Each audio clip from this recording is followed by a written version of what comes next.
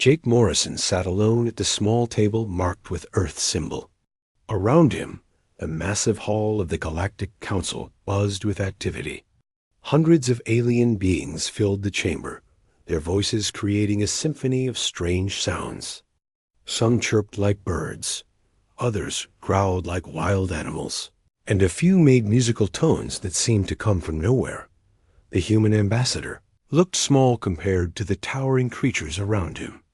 To his left sat the Zephyrian delegation, their crystal bodies catching the light and throwing rainbows across the floor. To his right, the massive Drachmarians hunched over their seats, their thick armor making scraping sounds every time they moved. Jake had been coming to these meetings for 3 years now. Each time, he hoped things would be different. Each time, he left disappointed. Today felt no different, but he had to try again.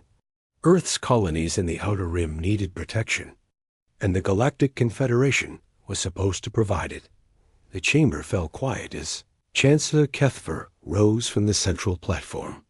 The Zephyrian leader's crystal form glowed brighter as he began to speak. His voice rang out clear and cold, like wind chimes in a winter storm. Today, we address the territorial dispute in the Kepler sector, Kethfer announced. 3 worlds are claimed by multiple parties. We must decide who has the right to control this space. Jake straightened in his chair. This was it. This was why he had come so far from home. The 3 worlds in question were New Boston, Riverside, and Haven Point. Human colonies with over 2 million people living on them. People who depended on him to protect their homes. A massive figure stood up from the Drachmarian section. General. Dexmal was 8 feet tall and covered in natural armor that looked like black metal. His voice rumbled through the chamber like distant thunder. The Hegemony Alliance claims these worlds by right of superior technology and military strength, he declared. We have the power to take them and the power to hold them. That is the only law that matters in space. Murmurs of agreement rippled through the hall. Many species nodded their heads or made their own versions of approving sounds. Jake felt his heart sink, but he forced himself to stand. Earth respectfully requests mediation in this dispute, he said, his voice smaller than he wanted it to. B. Our people have lived on these worlds for 20 years. They have built homes, raised families, and created communities. Surely that gives us some claim to protect them. The response was immediate. Laughter erupted from dozens of different species. The Ktharians hissed with amusement. The Vorthan delegates made a sound like breaking glass that served as their version of laughter. Even the normally serious Andromedans allowed themselves small chuckles. General Dexmal raised one massive hand, and the laughter slowly died down. He activated a holographic display that filled the center of the chamber. Images of human spaceships appeared, rotating slowly for all to see. Look at their mighty fleet, Dexmal said, his voice dripping with scorn. Nuclear fusion drives that barely push them faster than light. Missile weapons that carry chemical explosives. Armor made of simple metal alloys. He paused for effect. My people were using better technology when we were still living in caves. More laughter filled the hall. Jake watched as his people's ships were compared to the alien vessels. The human ships looked like toys next to the massive Drachmarian dreadnoughts with their antimatter cores and energy shields that could stop entire stars. A new voice joined the discussion. Captain Zixara of the Celestial Navy floated above her. Delegation, her jellyfish-like body pulsing with bioluminescent patterns. When she spoke, her voice sounded like singing. Perhaps we should examine their military record, she suggested. In the past 50 years, humans have fought exactly 3 wars. All 3 were against other humans. They have never faced a real enemy, never tested themselves against superior technology. They are children playing with wooden swords while we wield plasma cannons. The laughter grew louder. Jake felt his face burn with embarrassment, but he refused to sit down. He had. Job to do, no matter how hopeless it seemed. "We may be young compared to your civilizations," he said, raising his voice to be heard over the noise. "But we are not weak. We have survived ice ages, plagues, and wars that should have destroyed us. We have learned to work together, despite our differences. That has to count for something." The Vorthan delegate, Speaker Kellenoth, stood up. His species looked like walking crystals, similar to the Zephyrians, but sharper and more angular. When he spoke, his words cut through the air like knives. "Survival on a single world means nothing here," he said coldly. "You barely managed to reach your own moon without killing yourselves. Your first interstellar flight took you 50 years to plan. Meanwhile, my people were crossing galaxies when your species was still living in trees. The insults continued for another hour. Each species seemed eager to explain why humans were inferior. They talked about human technology like it was a joke. They discussed human military tactics like they were studying children's games. They analyzed human diplomacy as if watching animals trying to communicate. Through it all, Jake sat and listened. He made notes on his small tablet, recording every insult, every dismissal, every laugh. His orders were clear. Try diplomacy first, but document everything in case other options became necessary. Finally, Chancellor Kethvar called for order. The crystal being's glow intensified until the chamber fell silent. "We have heard all arguments," he announced. "The Confederation Council will now vote on the territorial dispute in the Kepler sector." Jake knew what was coming, but he still felt sick as the votes were counted. Species after species voted to grant the disputed territory to the hegemony. Alliance. A few abstained, but none voted in Earth's favor. The final tally was devastating. 847 votes for the hegemony, 23 abstentions, and 0 votes for Earth. "The matter is settled," Kethvar declared. "The Kepler sector belongs to the hegemony. Alliance. All unauthorized settlements must be removed within one standard galactic month." Jake stood up one last time. His legs felt weak, but his voice was steady. "What about the 2 million human civilians living on those worlds?" he asked. "Where are they supposed to go?" General Lexmol answered without bothering to stand. "That is not our concern. You should have thought about that before sending your people to places they did not belong." More laughter echoed through the hall. Jake looked around at the hundreds of alien faces, searching for any sign of sympathy or understanding. He found none. To them, humans were a curiosity at best, an annoyance at worst. With careful movements, Jake packed his notes into his briefcase. He straightened his jacket and walked toward the exit with as much dignity as he could manage. Behind him, the alien. Delegates were already moving on to other business, dismissing the human problem as easily as swatting a fly. As he reached the door, Jake heard Chancellor Kethvar make one final comment to the assembly. "Perhaps in 1,000 years, when the humans develop real technology and learn their place in the galaxy, we might consider them for associate membership. Until then, they should focus on not destroying themselves." The laughter that followed. Jake out of the chamber was the loudest yet. He kept walking, his face calm and professional, until he reached his small ship in the docking bay. Only then did he allow himself to show any emotion. Jake sat in his pilot's chair and activated his emergency communicator. The message he sent was brief and encrypted. "Diplomatic solutions exhausted. Recommend immediate intervention. They have made their position clear." As his ship lifted off from Nexus Prime, Jake looked back at the massive space station that housed the Galactic Council. Somewhere in those gleaming towers, alien species were congratulating themselves on putting humanity in its place. They had no idea what they had just unleashed. 3 days after Jake Morrison's message reached Earth, Admiral Ben Carter, stood in the command center of Guardian 1. The massive space station orbited Earth like a metal moon, bristling with communication arrays and defense systems.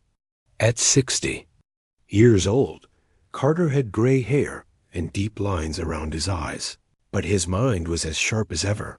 The Admiral stared at the holographic display showing the Kepler sector.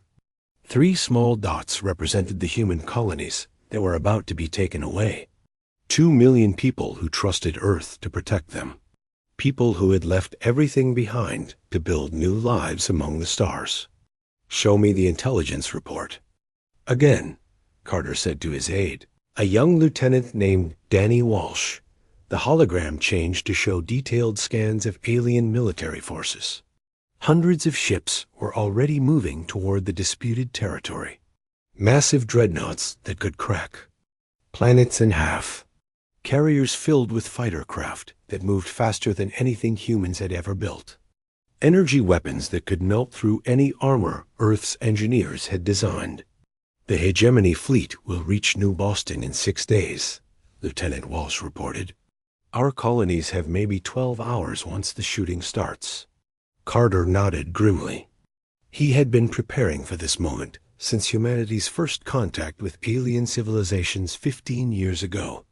Back then, everyone had been excited about joining the galactic community. They had dreamed of sharing knowledge, trading resources, and exploring the universe together. Those dreams had died quickly.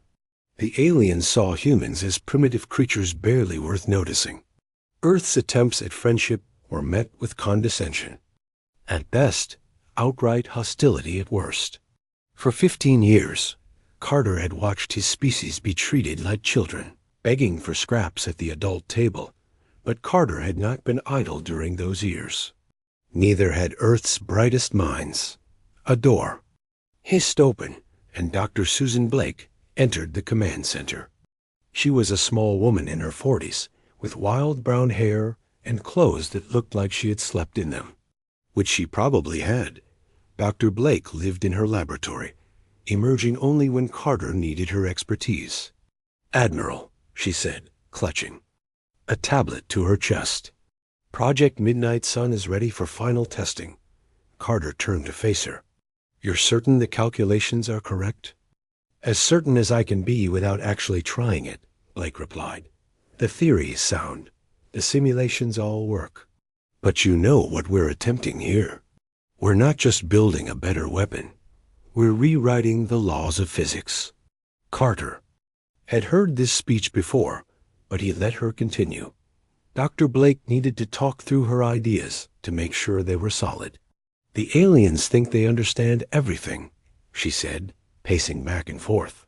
"They use antimatter like it's the ultimate power source. They manipulate gravity like it's a simple tool. They travel faster than light and think they've mastered the universe."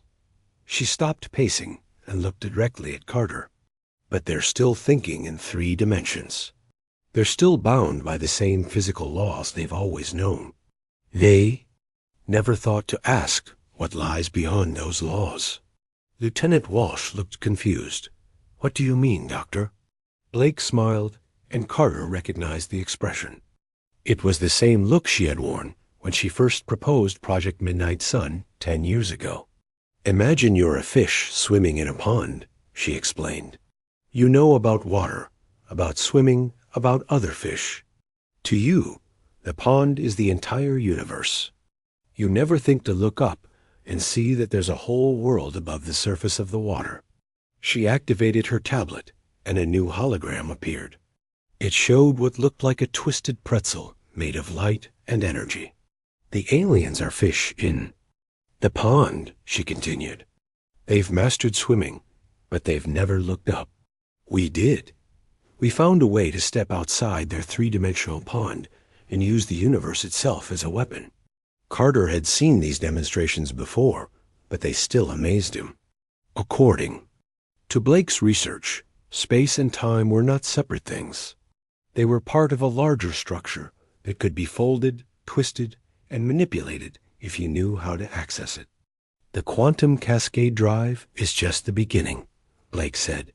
Once we can move through folded space-time, we can do so much more.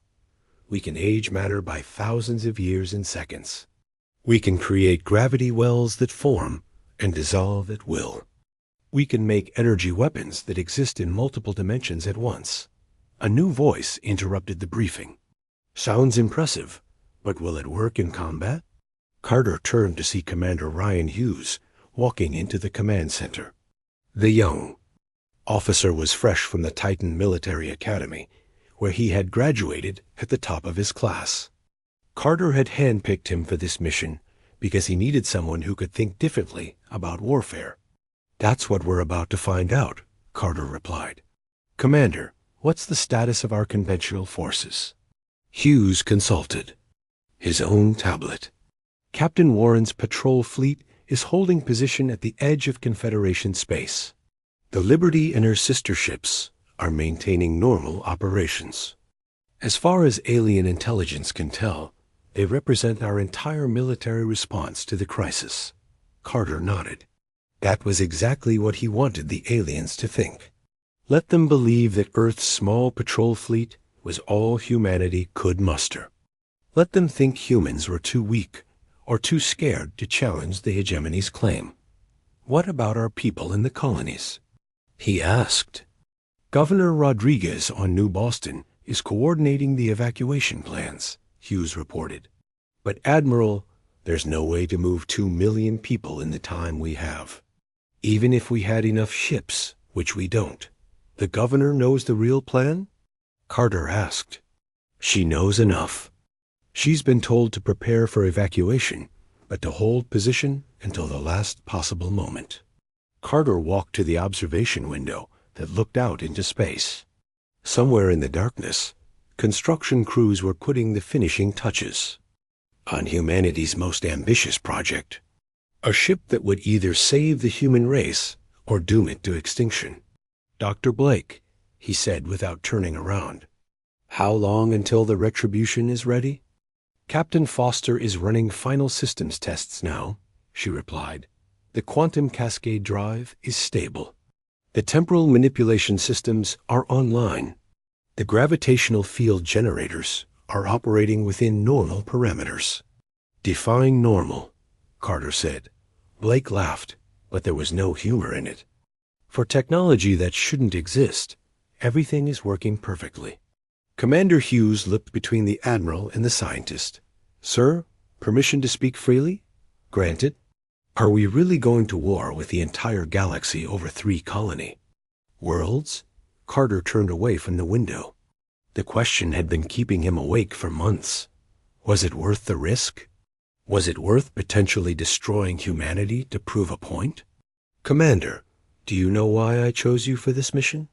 Hughes shook his head. Because you think like the aliens do. You look at the numbers and see an impossible fight. You see their thousands of ships against our one prototype vessel and calculate the odds of success. Carter walked closer to the young officer. But you're missing something important. This isn't about 3 colony worlds. This isn't about 2 million colonists.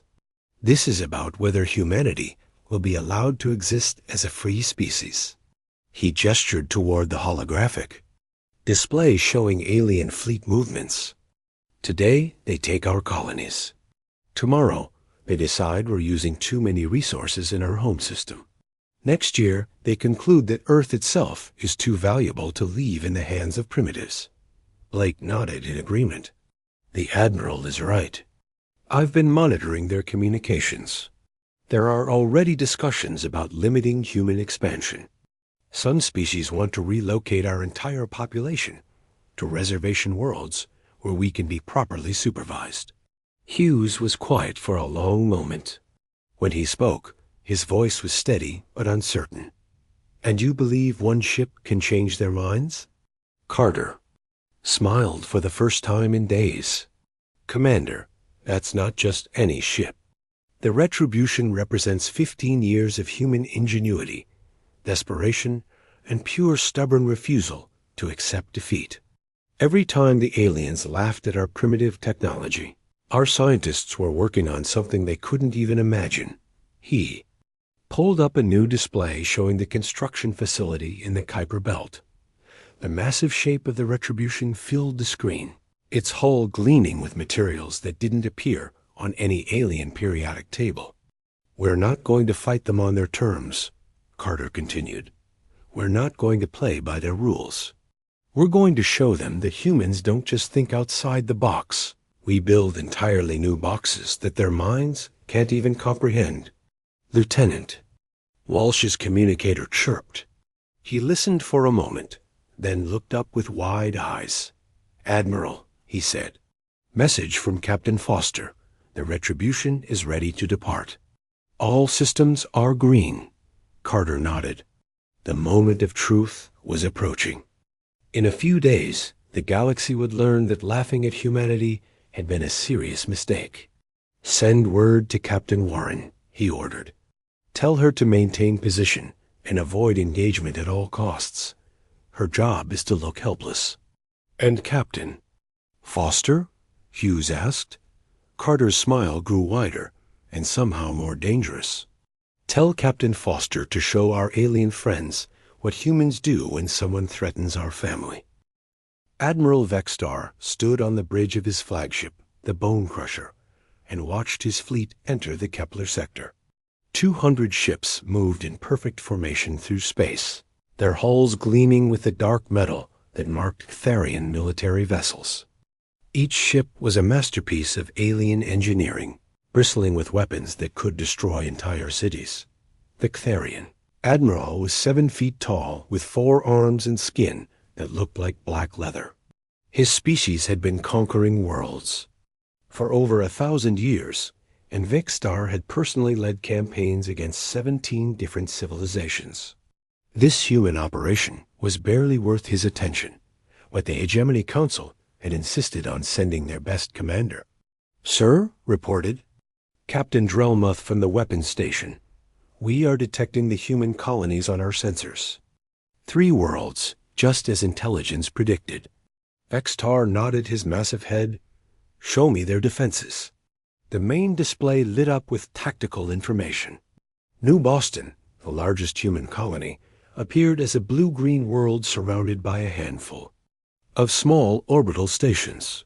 The defensive platforms looked like toys compared to Ktharian battle stations. "Pathetic," muttered Commander Thekval from the navigation console. "Those stations have less firepower than our shuttlecraft." The fleet approached the first world, and human ships began to respond. A dozen small vessels emerged from behind. The planet, their engines burning bright as they moved to intercept the Korean force. Vextar studied the approaching human ships through his tactical display.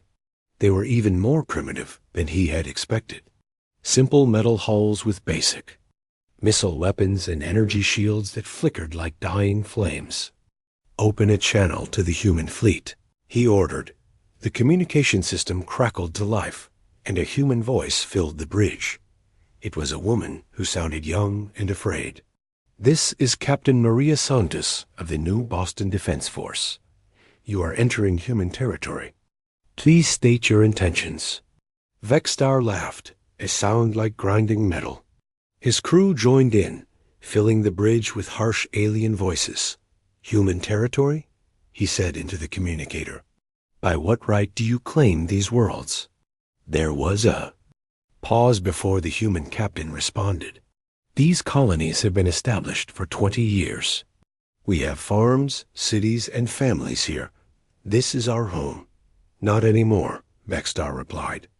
"The Galactic Confederation has awarded this sector to the Hegemony Alliance. You have 72 hours to evacuate all personnel and equipment.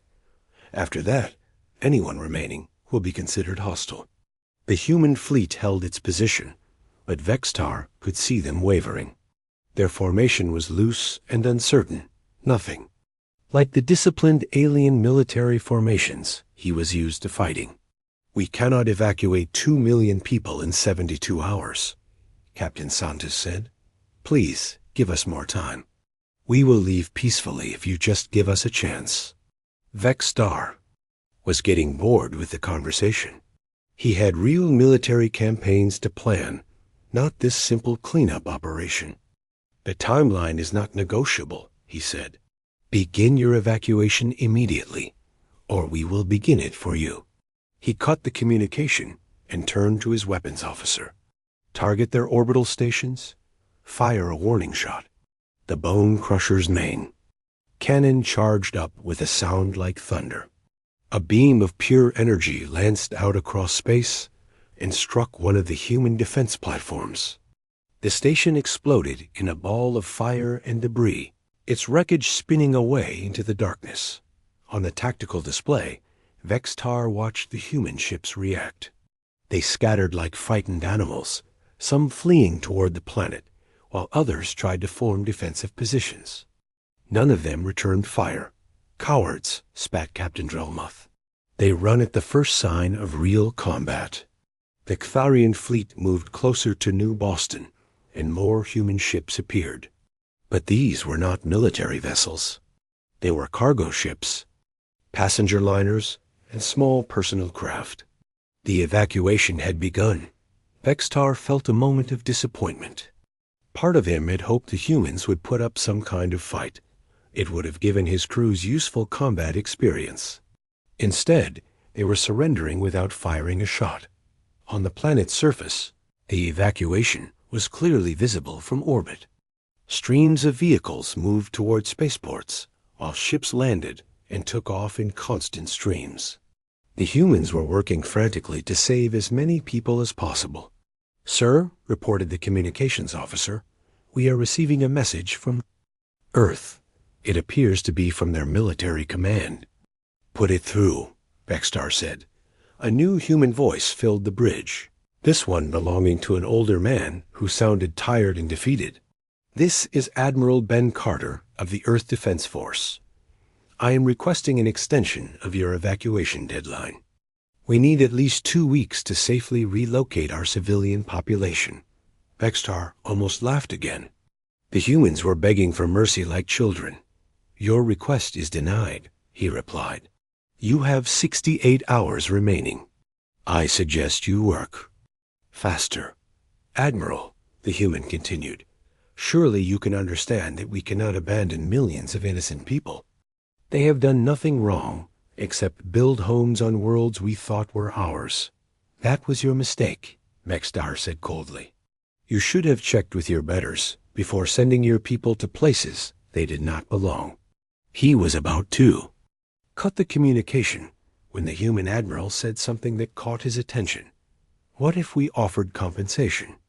Earth has resources we could trade for more time." Now Vextar was interested. What kind of resources? "Rare minerals from our asteroid belt, agricultural products from our farming worlds, even technological innovations that might be useful to your people." The Ktharian admiral considered this. The hegemony was always looking for new resources, and human desperation might make them willing to offer very favorable terms. "You have 1 hour to present a formal proposal," he said. "Make it interesting, or the evacuation deadline remains unchanged." The communication ended, and Vextar turned his attention back to the tactical situation. More human ships were arriving at the colonies, but they were all civilian vessels. No military reinforcements, no sign of hidden weapons, nothing that suggested Earth was planning to fight. Captain Drelmuth approached with a data tablet. "Sir, our intelligence division has completed their analysis of human military capabilities. The report confirms what we already knew." Vextar read through the summary. Earth's entire military consisted of fewer than 50 ships, none larger than a light cruiser. Their weapons were chemical rockets and basic energy beams. Their armor was simple metal alloys that carrying weapons could penetrate with ease. "They have no defense satellites around their home system," Drelmuth continued. "No hidden fleets, no secret weapons. What you see is what they have." The admiral nodded. It was exactly what he had expected. Humans were a young species that had barely learned to leave their home world.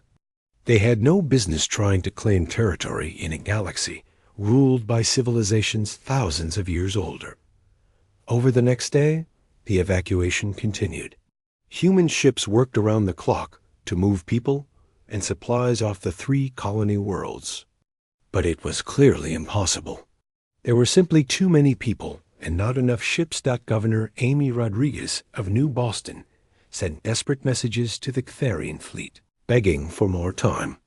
She offered to surrender the colonial government, to pay tribute, to accept hegemony rule over the worlds. Anything to save her people. Vextar ignored most of these communications. He had his orders, and sentiment was not part of them. The humans had been given a fair warning and a reasonable amount of time. If they could not evacuate their people, that was their problem. As the deadline approached, Vextar prepared his fleet for the final phase of the operation. The humans who remained on the colonies would be classified as hostile forces and dealt with accordingly. It was unfortunate, but necessary. "Sir," the communications officer called out, "we are receiving a priority message from Earth Command." "Another plea for mercy?" Vextar asked. "No, sir. It's different this time. They are saying that help is coming." Vextar looked at the tactical display. Space around the Kepler sector was empty, except for his fleet and the struggling human evacuation. Ships. No reinforcements were visible anywhere. "Help from where?" he asked. "We have monitored all Earth military communications. They have no ships capable of reaching this sector in time." The communications officer looked puzzled. "The message just says hold your positions. Help is coming. It's being broadcast to all 3 colonies." Vextar dismissed the message as human propaganda designed to keep their people calm. In 18 hours, the deadline would expire, and the hegemony would take control of the sector. Whether the humans liked it or not, he had no idea that somewhere in the darkness of space, reality itself was about to tear apart. The 72-hour deadline was almost up. Admiral Vextar stood on the bridge of the Bone Crusher, watching the final hours count down on his display. Around New Boston, the human evacuation ships were still working desperately, but everyone could see it was hopeless. Less than half the colonists had been moved to safety. "Sir," reported Captain Drellmuth, "the deadline expires in 15 minutes. Shall I prepare the bombardment?" Vextar nodded. "Target the remaining human settlements. We will give them a demonstration of what happens when inferior species refuse to obey their betters." The Ctharian fleet moved into attack formation. 200 warships spread out across the system, their weapons charging with deadly energy. Each ship was a masterpiece of destruction, capable of turning entire cities into ash and glass. On the surface of New Boston, Governor Amy Rodriguez stood in her emergency command center. The evacuation reports flowing across her screens told a grim story.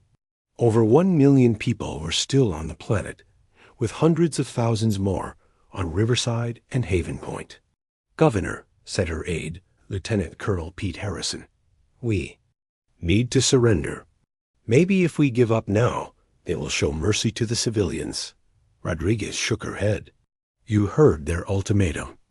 They consider anyone who stays to be a hostile force. Surrender won't save our people." She looked at the communication console, where Earth's last message still glowed on the screen. "Hold your positions. Help is coming." "Ma'am," Harrison said. Quietly, "What help? We've monitored all space traffic. There are no Earth military ships within 50 light years of here." Rodriguez did not answer. She could not explain the message because she did not understand it herself. But something in Admiral Carter's voice had convinced her to trust in Earth's plan, whatever it was. Above the planet, Admiral Vextar was growing impatient. He opened a channel to broadcast across the entire system. "Attention human colonists," his voice boomed through space. "Your time has expired. Any humans remaining on these worlds are now considered hostile invaders. You have brought this destruction upon yourselves. He turned to his weapons officer. Begin the bombardment. Target the largest cities first. The Ctharian fleet powered. Up their main guns. Energy readings spiked across the system as antimatter weapons prepared to fire. In a few seconds, New Boston's capital city would be reduced to a smoking crater. Then space itself began to tear apart. It started as a small distortion at the edge of the system, barely visible on the long-range sensors. But the distortion grew, rapidly becoming a swirling vortex of twisted space and crackling energy. Reality seemed to fold in on itself, creating patterns that hurt to look at directly. "Sir," the sensor officer called out, his voice tight with confusion. "I am reading massive energy signatures at the system's edge. The readings don't match anything in our database." Vexstar turned away from the bombardment display. "What kind of energy?" "Unknown, sir. The sensors are registering everything from 0 to infinity. The readings keep changing faster than our computers can process." On the tactical display, the distortion continued to grow. It was no longer just a tear in space. It was becoming a tunnel that seemed to extend into dimensions that should not exist. "Could it be a weapon?" asked Captain Drellmoth. "No known technology can create effects like this," the sensor officer replied. "Sir, whatever is happening out there, it is beyond our understanding of physics." The distortion reached its peak, and something emerged from the impossible tunnel. At first, it looked like just another spaceship, but as the sensors focused on it, the Ctharian crew began to realize they were seeing something unprecedented. The ship was huge, nearly twice the length of their largest dreadnought, but its size was not what made it terrifying. The vessel's hull seemed to be made from materials that should not exist, appearing to shift between solid matter and pure energy. There were no visible weapons, no engine ports, no communication arrays. Just a smooth, impossible surface that seemed to bend light around it. "Sir," the communications officer said, his voice barely a whisper, "we are receiving a transmission from the unknown vessel." "Put it through," Vexstar ordered, though part of him did not want to hear what this impossible ship had to say. A human voice filled the bridge, calm and confident in a way that made every alien present feel suddenly uncomfortable. "This is Captain Nick Foster of the United Earthship Retribution. Admiral Vexstar, you have 30 minutes to withdraw your fleet from the system and release all human prisoners. This is your only warning." The bridge fell silent. Admiral Vexstar stared at the tactical display, trying to process what he was seeing. One ship, one impossible human ship, was threatening his entire fleet. "Sir," Captain Drellmoth said carefully, "surely this is some kind of trick. Humans do not possess technology like this." Vexstar was thinking the same thing, but the evidence was right there on his sensors. The human ship existed, even if it should not be possible. How many crew aboard that vessel? He asked. "Impossible to determine, sir. Our sensors cannot penetrate their hull. We cannot even identify what materials it is made from." Admiral Vexstar had not become the hegemony's most successful commander by backing down from challenges. If the humans wanted to play games with unknown technology, he would show them what real military power looked like. "Open a channel to the entire fleet," he ordered. "All ships, target the human vessel. Prepare for full bombardment." He then opened a direct communication to the Retribution. "Captain Foster, you are outnumbered 200 to 1. Surrender now, and I will allow your crew to live as prisoners." The human captain's response was immediate and chilling. "Admiral, you have 29 minutes remaining. I suggest you use them wisely."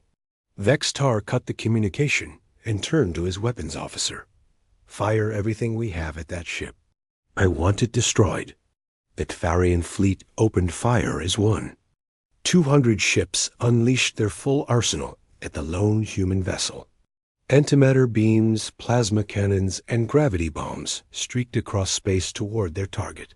What happened next broke every law of physics. The Ctharians thought they understood. The human ship did not dodge the incoming fire.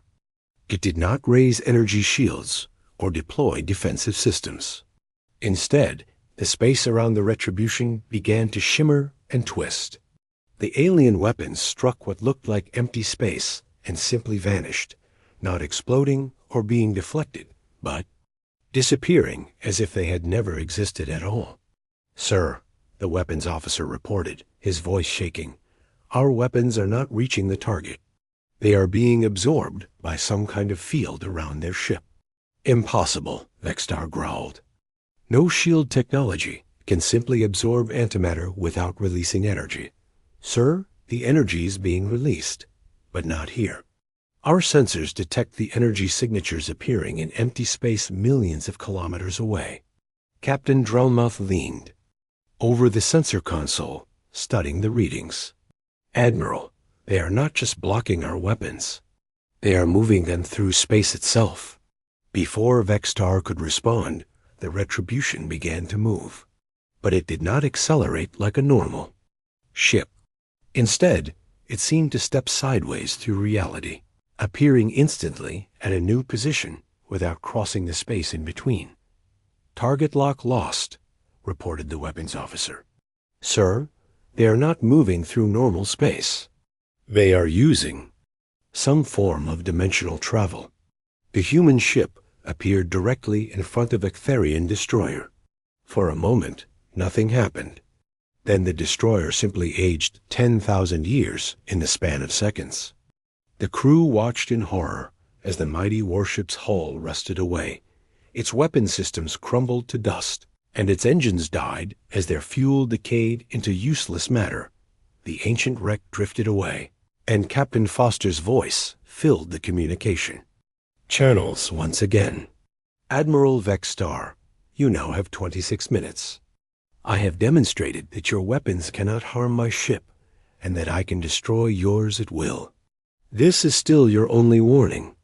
The Ctharian admiral stared at the drifting remains of the destroyer. His most advanced warship had been reduced to scrap without the human vessel firing a single recognizable weapon. "Sir," Captain Drellmouth said quietly, "perhaps we should consider their terms."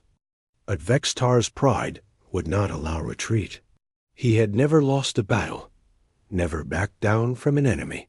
He would not start now, even facing impossible technology. "All ships," he broadcasted, "concentrate fire on the human vessel. Use everything." "We have." The battle was about to enter its final phase, and Admiral Vextar had no idea that he was about to witness the dawn of a new age in galactic warfare. Admiral Vextar refused to accept what his eyes were telling him. One of his destroyers was gone, aged to death in seconds, but he had fought too many battles to retreat now. Pride and military doctrine demanded that he finish what he had started. "All ships, full attack formation," he ordered. "Concentrate all firepower on the human vessel. If one ship is not enough, we will hit them with everything we have." The entire Ctharian fleet moved into position. 199 warships formed a massive sphere around the lone human battleship. Every weapon system charged to maximum power, creating energy readings that could be detected from neighboring star systems. Captain Nick Foster watched the alien formation through the Retribution's sensors. He had hoped they would accept his warning and withdraw peacefully. Now he would have to teach the galaxy a lesson that would echo through history.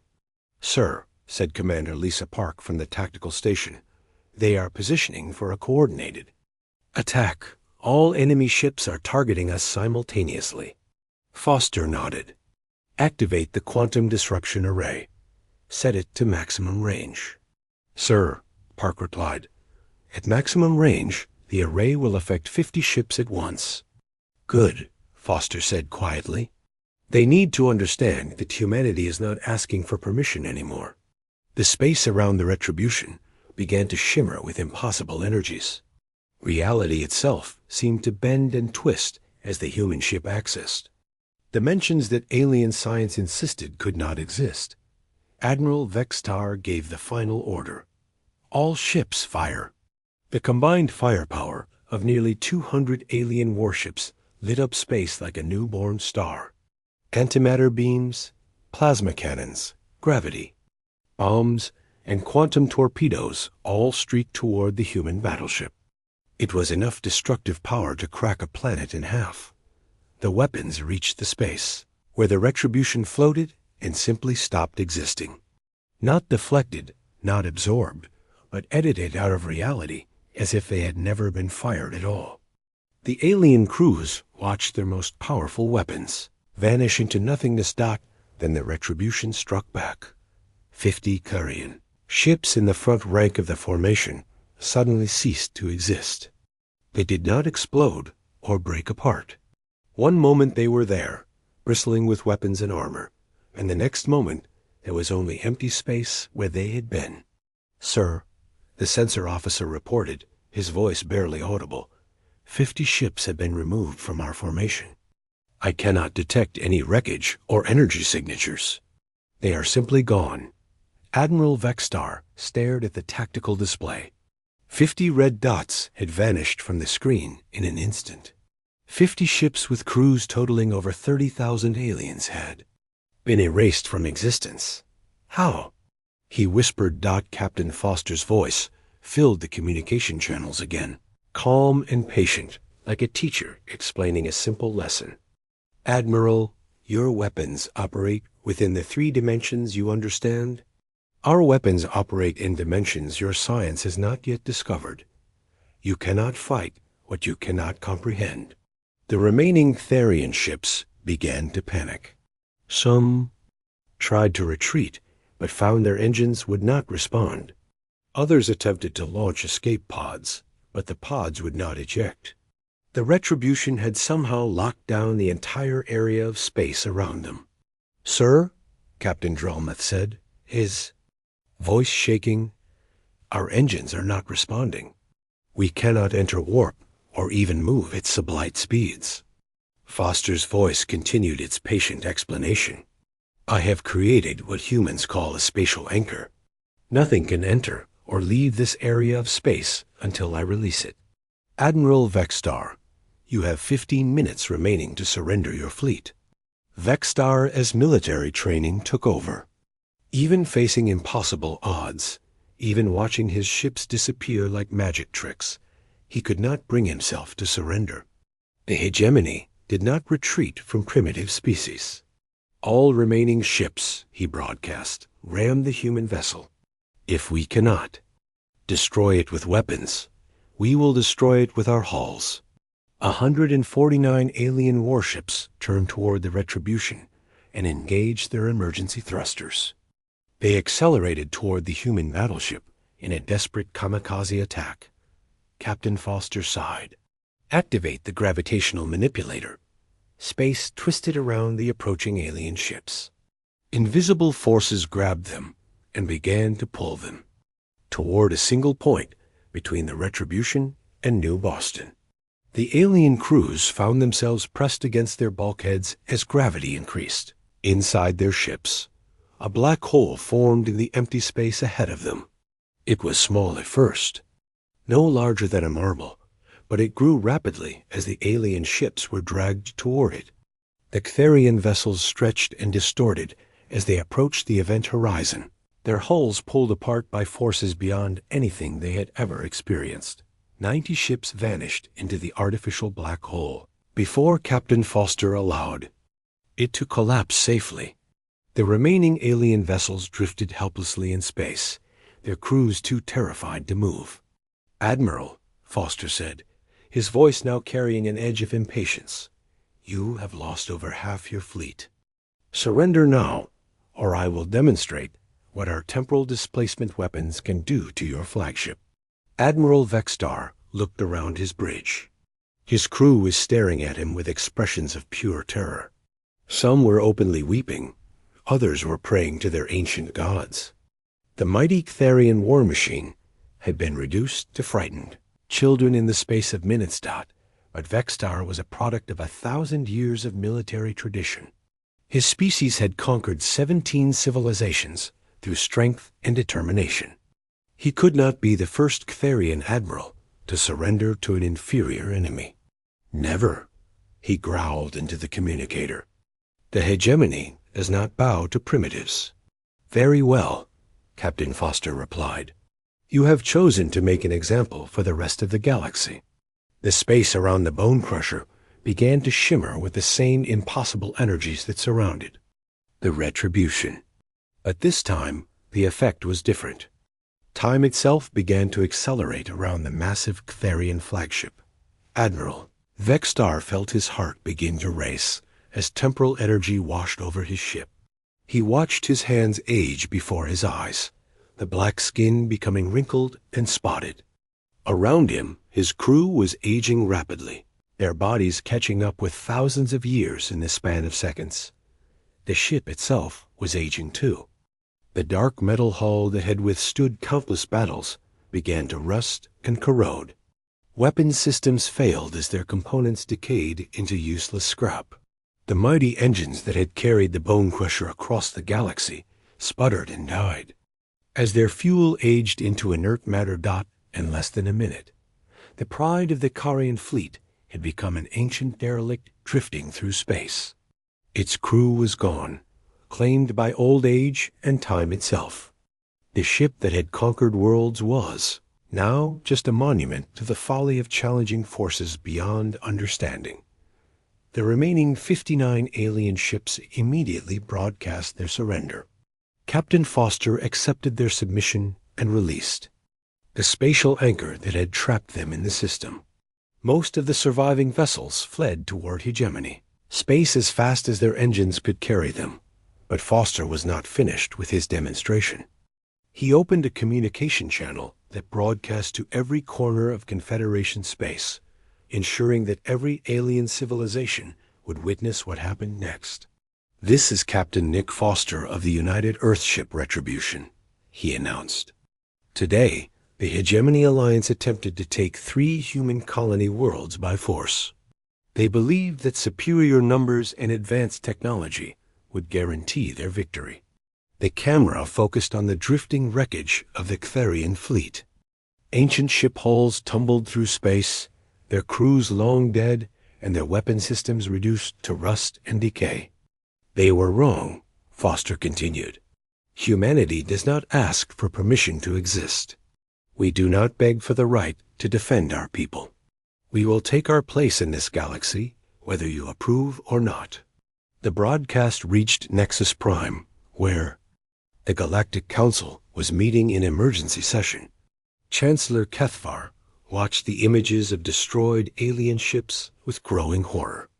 The same species that had been laughed out of the council chambers just days before had casually destroyed one of the galaxy's most powerful fleets.